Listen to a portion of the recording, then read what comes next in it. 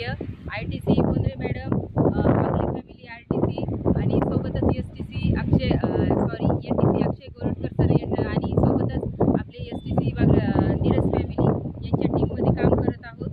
आणि आज आपण जे इनकमिंग टायगर आहेत बोलते फॅमिली यांच्या ह्याच्यामधून त्या नम्रता मॅडम आहेत, तर त्यांच्या ह्याच्यामधलं जे एक व्यक्तिमत्व आहे जे वाघाळा इथलं आहे, कदम सर म्हणून आहेत बघा. तर त्यांनी आपल्या जवळचा ज्वारीचा एक आणि भुईमुगाचा रिझल्ट घेतलेला होता.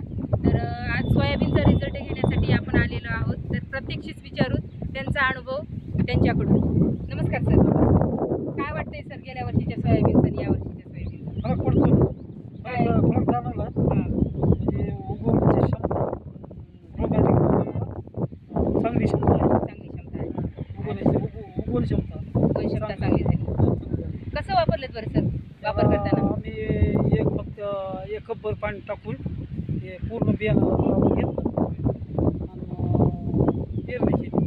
त्याच्यासोबत भूअस्त्र एक टाकलं का? त्याच्यासोबत भूअस्त्र आम्ही सरकारी खतामध्ये टाकून पेरणी केली.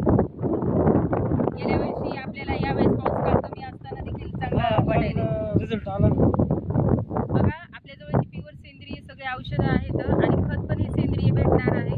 सर्वात महत्त्वाचं म्हणजे काळाची गरज, जसं आपल्या सरांनी कदम सरांनी ओळखून घेतली, ती प्रत्येक शेतकऱ्यांनी गरज ओळखून घेणं गरजेचं आहे.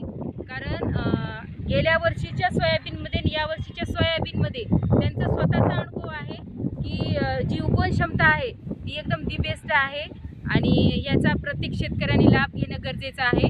धन्यवाद.